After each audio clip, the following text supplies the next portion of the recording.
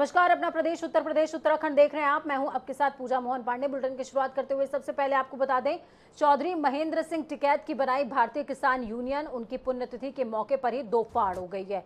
Union के राष्ट्रीय उपाध्यक्ष राजेश सिंह चौहान के नेतृत्व में नई भारतीय किसान यूनियन अराजनैतिक बनाई गई है और बीकेयू अध्यक्ष नरेश टिकैत को पद से बर्खास्त कर दिया गया, जबकि राजेश सिंह चौहान नए राष्ट्रीय अध्यक्ष बनाए गए हैं। आपको बता दें कि 2 दिन तक राकेश टिकैत लखनऊ में रहकर डैमेज कंट्रोल करने में जुटे हुए थे, लेकिन वो सफल नहीं हो सके।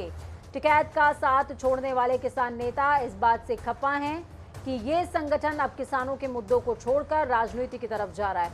भारतीय किसान यूनियन अराजनैतिक के राष्ट्रीय अध्यक्ष बनने के बाद राजेश सिंह चौहान ने प्रेस कॉन्फ्रेंस भी किया। उन्होंने कहा कि कार्यकारिणी ने निर्णय लिया है कि मूल भारतीय किसान यूनियन की जगह अब भारतीय किसान यूनियन अराजनैतिक का गठन किया गया। हमने देखा है कि हमारे नेताओं ने कुछ राजनीतिक दल के प्रभाव में आकर एक दल के लिए प्रचार करने का आदेश तक दे दिया। राजेश सिंह चौहान ने कहा कि मेरा काम राजनीति करना या किसी पार्टी के लिए काम करना नहीं है, मेरा काम किसान की लड़ाई लड़ना रहेगा। मैं कोई कंट्रोवर्सी क्रिएट नहीं करना चाहता हूं। वहीं जहां एक तरफ संगठन भारतीय किसान यूनियन अराजनैतिक का गठन हुआ, तो वहीं दूसरी तरफ भारतीय किसान यूनियन के प्रवक्ता राकेश टिकैत ने भी प्रेस कॉन्फ्रेंस करी। कॉन्फ्रेंस में राकेश टिकैत ने कहा, हमारे संगठन का नाम भारतीय किसान यूनियन ही है। कोई भी संगठन बना सकता है, लेकिन भारतीय किसान यूनियन नहीं लिख सकता। उसके सामने कुछ ना कुछ लिखना ही पड़ेगा। राकेश टिकैत ने कहा, 18 मई को करनाल में बीकेयू कार्यकारिणी की बैठक होने वाली है। इस बैठक में कई अहम फैसले लिए जाएंगे। राकेश टिकैत ने राजेश सिंह चौहान को बधाई देते हुए कहा कि उन पर राजनीतिक दबाव है, तभी संगठन अलग बना लिया है। राकेश टिकैत ने कहा कि अगर भारतीय किसान यूनियन छोड़कर जाने वाले दोबारा संगठन में आएंगे तो उनका स्वागत है। अपना अलग संगठन बनाया उन्होंने, उस संगठन से हमारा क्या मतलब नहीं। उन्होंने आरोप लगाया, अरे प्रेस में तो कुछ आरोप लग ले भाई, भारतीय किसान यूनियन का संगठन है अपना, उन्होंने अपना दूसरा बना दिया, उन्होंने अपने अध्यक्ष बना दिया। उन्होंने एक आरोप भी लगाया कि अरे लगा देंगे आरोप तो एक संगठन का आदमी रोज लगा रहा आरोप तो नहीं। नरेश टिकैत जी पर उसको बाहर निकालने की बात हुआ की है।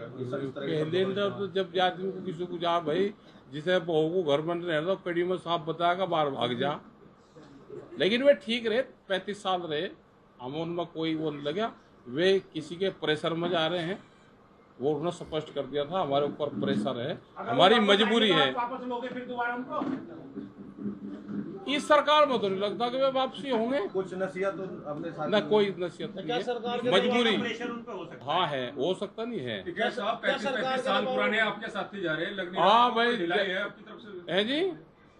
नहीं ढिलाई नहीं है, क्या पता किसकी क्या मजबूरी है भाई, किसी को पकड़ कर कैसे बैठा ले। उन्होंने आरोप लगाया, डरता है आदमी जेब तोड़ कर भाग जा।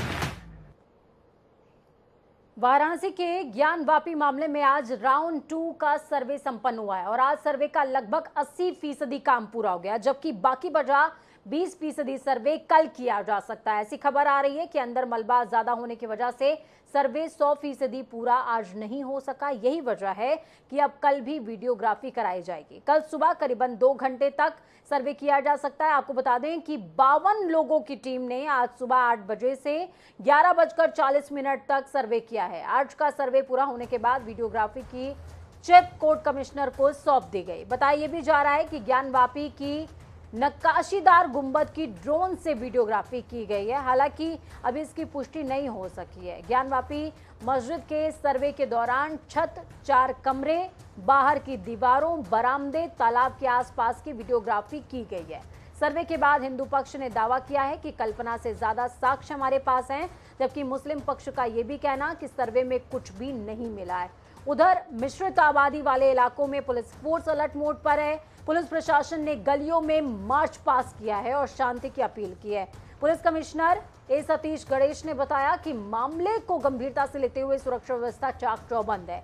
सर्वे के पहले दिन परिसर के बाहर 10 लेयर की सिक्योरिटी थी, आज 12 लेयर की सिक्योरिटी थी।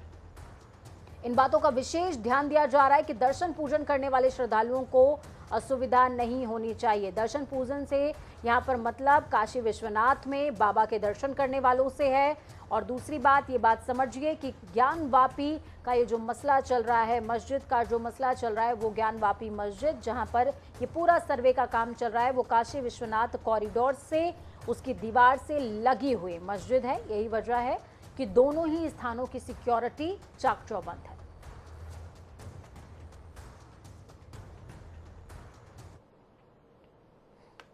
नहीं, 1.5 घंटे नहीं, वो कल भी कार्रवाई चलेगी।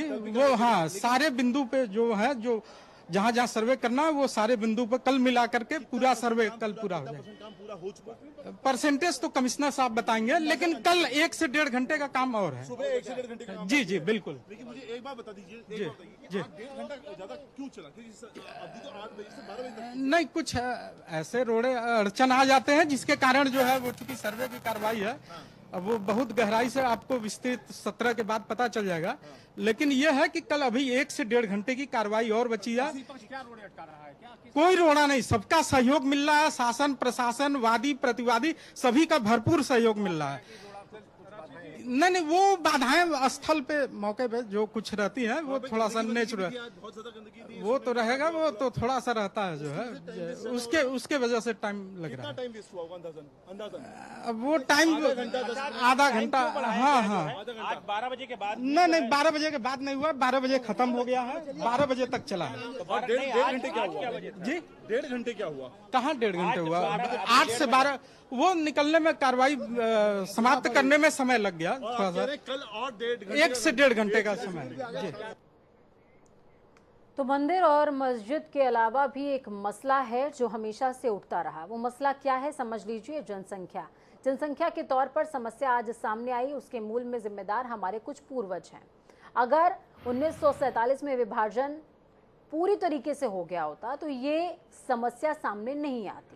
ये बात केंद्रीय मंत्री गिरिराज सिंह ने जनसंख्या समाधान फाउंडेशन की ओर से आयोजित राष्ट्रीय अधिवेशन को संबोधित करते हुए कही। तो वहीं केंद्रीय मंत्री गिरिराज सिंह ने मीडिया से बात करते हुए कहा कि नेहरू के तुष्टीकरण की वजह से भारत में आज भी आक्रांतताओं की निशानी मौजूद है।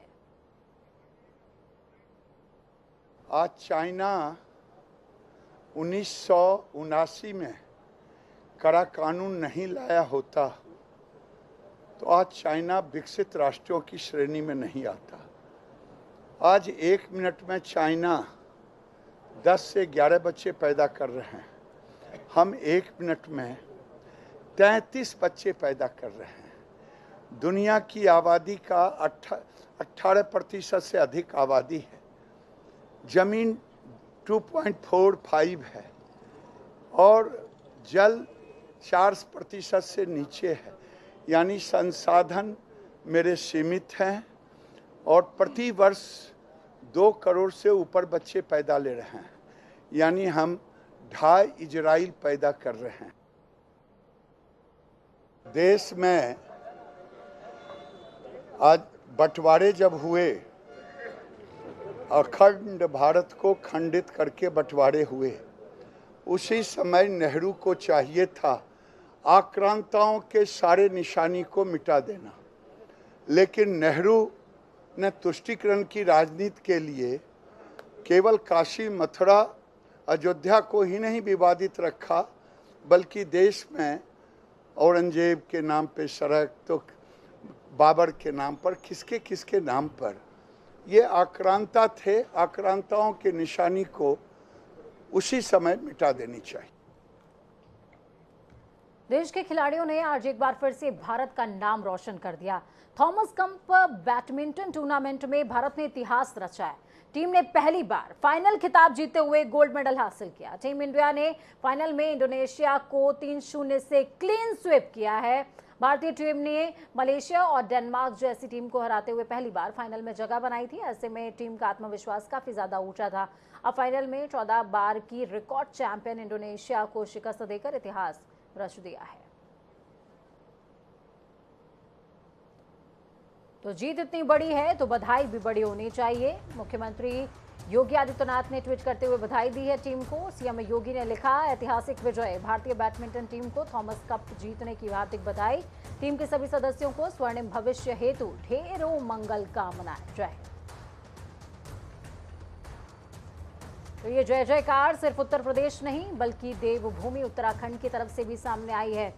सीएम धामी ने भी ट्वीट करते हुए भारतीय बैडमिंटन टीम ने इंडोनेशिया के खिलाफ ऐतिहासिक जीत दर्ज करते हुए थॉमस कप अपने नाम कर लिया। मैं समस्त प्रदेशवासियों की ओर से भारतीय बैडमिंटन टीम को हार्दिक बधाई और शुभकामनाएं देता हूं। इस शानदार जीत पर प्रत्येक भारतवासी गौरवान्वित महसूस कर रहा है।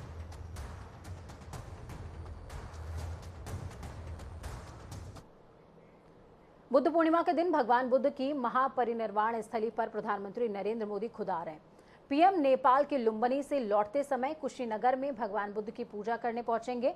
पीएम के सरकारी कार्यक्रम के मुताबिक कल शाम को 4:20 से 4:30 बजे तक वो केवल 10 मिनट के लिए मंदिर में पूजा अर्चना करेंगे, जिसके बाद वो सीधे दिल्ली निकल जाएंगे। इस दौरान मंदिर परिसर में मीडिया के लिए प्रवेश वर्जित किया गया है। हालांकि पूजा करने वाली टीम की अगवानी करने वाले भंते नंदरतन ने बातचीत में पूजा कैसे होगी इसके बारे में विस्तृत जानकारी दी है। उन्होंने बताया कि बैसाख मास की पूर्णिमा का बौद्ध धर्म में विशेष महत्व माना जाता है। भंते नंदरतन कहते हैं कि इसी दिन भगवान बुद्ध का जन्म भी हुआ था और इसी दिन ज्ञान की प्राप्ति हुई थी। इसी दिन वो परिनिर्वाण को प्राप्त हुए थे, इसलिए इस दिन का विशेष महत्व है।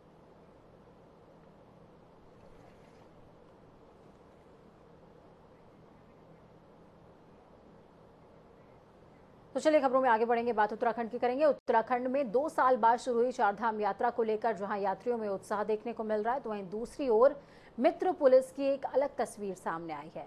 उत्तराखंड की मित्र पुलिस यात्रा मार्गों पर अपनी सेवाएं देने के साथ ही चारधाम के तमाम यात्रियों को सुविधा मुहैया करवा रही है। नाम से ही समझ गए होंगे, मित्र यानी कि दोस्त और पुलिस यानी कि आपके रक्षक पहरेदार। ये खास रिपोर्ट देखिए।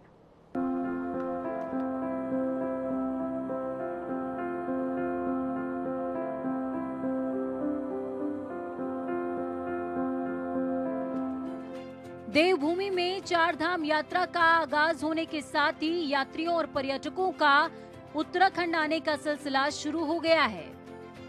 वहीं अब इस यात्रा को लेकर पुलिस प्रशासन भी पूरी तरीके से अलर्ट मोड में नजर आ रहा है। यात्रियों को किसी तरह की दिक्कत ना हो, इसको लेकर पुलिस के आला अधिकारी खुद मैदान में उतर चुके हैं। डीजीपी अशोक कुमार का कहना है कि वो पर्यटकों की सुविधाओं का पूरी तरीके से खुद ध्यान रख रहे हैं। इसके साथ ही उन्होंने तीर्थयात्रियों से अपील की है कि जो भी तीर्थयात्री उत्तराखंड आ रहा है वो अपना रजिस्ट्रेशन जरूर करवाए। आपको बता दें कि यात्रियों की भारी भीड़ को देखते हुए बिना रजिस्ट्रेशन आने वाले यात्रियों को बैरंग लौटाया जा रहा है। यात्री इस बात को समझें कि हर आदमी मई और जून में ही यात्रा नहीं कर सकता। 2 साल से यात्रा बंद थी, तो थोड़ा सा पेशेंस रखेंगे तो सितंबर अक्टूबर में कर लेंगे कुछ लोग यात्रा। उसका रजिस्ट्रेशन उनको आसानी से मिलेगा। अगर आपको रजिस्ट्रेशन नहीं मिल रहा है तो ज़बरदस्ती गाड़ी उठा के ऐसे न चले आएँ, फिर आपको चढ़ने नहीं दिया जाएगा। बार बार आप पुलिस से उलझेंगे, परेशान होंगे, जाम लगेंगे। तो ऐसी नौबत न आने दें, हमारे साथ कोऑपरेट करें। ये यात्रा चारधाम यात्रा हम अच्छी से कराएंगे, आपकी सुरक्षित ढंग से कराएंगे, सुगम कराएंगे, आसान बनाएंगे।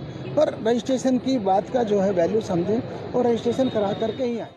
जहां एक तरफ पुलिस का नाम सुनकर लोगों में दहशत का माहौल दिखाई देने लगता है, तो वहीं दूसरी तरफ देवभूमि की मित्र पुलिस की ऐसी तस्वीर सामने आई है जिसमें पुलिस के प्रति डर नहीं बल्कि सम्मान की भावना है।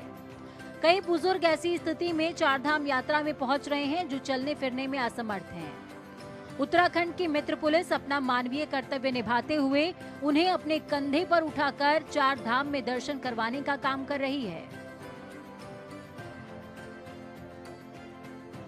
उत्तराखंड पुलिस वाले का मैं बहुत धन्यवाद अदा करती हूँ। सब लोग बहुत कोऑपरेटिव है। सबसे बड़ी बात है, एक मैं सीनियर सिटीजन हूँ, लेडी हूँ, और यहाँ पुलिस थाने में एक लेडी को रखते हैं जो किसी भी क्राइम का कोई होने का चांसेस नहीं है। और यहाँ पे जो भी लोग हैं स्टाफ वाले इतने कोऑपरेटिव है, तुरंत हमको बिठाया, पानी पिलाया, बोला माँ जी आप पैनिक मत हो, आपकी में हम बस ढूंढने में मदद करेंगे। और अभी हमारी बस मिल गई, बस तक छोड़ने भी आ रहे हैं। तो आप सब लोग के लिए बहुत बहुत धन्यवाद। ऐसे में साफ है कि उत्तराखंड में जो भी यात्री पहुंच रहे हैं उन्हें किसी भी तरह की दिक्कत का सामना नहीं करना पड़ेगा, क्योंकि देवभूमि की मित्र पुलिस चप्पे चप्पे पर तैनात है, जो बुजुर्ग और अस्वस्थ लोगों को अपनी जिम्मेदारी समझते हुए दर्शन करवाने का काम भी कर रही है। तो आप भी उत्तराखंड आइए, दर्शन कीजिए, लेकिन हाँ, रजिस्ट्रेशन जरूर करवाइए। जनता टीवी के लिए नवीन शुक्ला की रिपोर्ट। तो वहीं केदारनाथ यात्रा पर आने वाले तीर्थयात्रियों की तादाद लगातार बढ़ रही है। 6 मई से शुरू हुई यात्रा में अभी तक 1,70,000 से ज्यादा भक्त बाबा केदार के दर्शन कर चुके हैं। प्रदेश सरकार ने एक दिन में केदारनाथ जाने वाले यात्रियों की संख्या 13,000 निर्धारित की है। तो वहीं अब प्रदेश के स्वास्थ्य मंत्री डॉक्टर धन सिंह रावत एक दिन में 7 से 7,500 यात्रियों को ही धाम में जाने दिया जाए, इस बात की अपील कर रहे हैं। स्वास्थ्य मंत्री के हिसाब से धाम में व्यवस्थाएं चाक चौबंद हैं, लेकिन 10 दिन की यात्रा में ही 12 लोगों की मौत हो चुकी है और 20 से ज्यादा लोग घायल और चोटिल भी हुए हैं। इसको देखते हुए ये फैसला लिया जाना चाहिए। भी तीर्थयात्री हमारे केदारनाथ में आ रहे हैं, उनको सरकार की तरफ से और अपनी तरफ से भी बहुत बहुत धन्यवाद देना चाहता हूँ कि तीर्थयात्री इस बार काफ़ी मात्रा में आ रहे हैं। सरकार की तरफ से हर प्रकार की व्यवस्थाएं की जा रही हैं, और चाहे स्वास्थ्य के क्षेत्र में हो, चाहे आवास तीर्थयात्रियों के लिए हो वहाँ पर, चाहे उनके परिवहन की व्यवस्था हो, चाहे उनके खाने की व्यवस्था हो, हर प्रकार की व्यवस्थाओं का वहाँ पर ध्यान रखा जा रहा है। और मैं ये कह सकता हूँ कि किसी भी तीर्थयात्री को कोई भी दिक्कत यहाँ आने वाली नहीं है। इतना ही है कि हम तीर्थयात्रियों से निवेदन करना चाहते हैं कि केदारनाथ में हम चाहते हैं कि 7,000-7,500 लोग ही एक। तो खबरों में आगे बढ़ेंगे। इस वक्त की बड़ी और अहम जानकारी सामने आ रही है। 22 मई को हेमकुंड साहिब के कपाट खुल जाएंगे। हेमकुंड साहिब में श्रद्धालुओं की संख्या तय की गई है। रोजाना 5,000 श्रद्धालु दर्शन कर सकते हैं। श्रद्धालुओं को रजिस्ट्रेशन कराना अनिवार्य होगा, जैसा कि चारधाम यात्रा के लिए। तो वहीं 19 मई को पहले जत्थे को रवाना करेंगे सीएम धामी खुद। ऋषिकेश से जत्थे को हरी झंडी दिखाकर रवाना किया जाएगा। 22 मई माफ कीजिएगा शुरू होने जा रही है सिखों की पवित्र यात्रा। हेमकुंड साहिब को लेकर तैयारियां पूरी पुख्ता हो चुकी हैं। 19 मई को मुख्यमंत्री पुष्कर सिंह धामी ऋषिकेश से यात्रा का आगाज करने जा रहे हैं। हेमकुंड साहिब के लिए पहले जत्थे को रवाना करेंगे। हेमकुंड साहिब के प्रबंधक सरदार सेवा सिंह ने बताया कि 2 साल के बाद यात्रा शुरू हो रही है, जिसको लेकर गुरुद्वारा प्रबंधन ने तैयारियां पूरी कर ली हैं। मुख्यमंत्री पुष्कर सिंह धामी 19 मई को ऋषिकेश से यात्रियों के जत्थे को रवाना करेंगे।